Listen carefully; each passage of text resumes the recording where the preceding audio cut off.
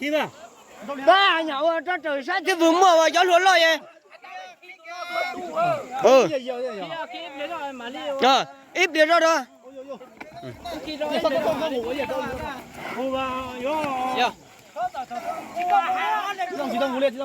Chỉ tao ngồi con đâu thoải mái á. Vừa mới có 4 phút đâu mà. Còn 6 phút nữa. Còn 6 phút nữa rồi, thao mà.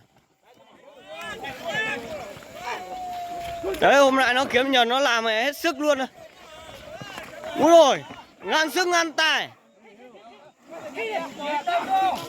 Tôi lo mẹ nó chỉ một đám của tao á. Anh chỉ vừa mua hứa lo nè. Úi xồi ôi. Vào ôi. Ôi ôi. Đuông.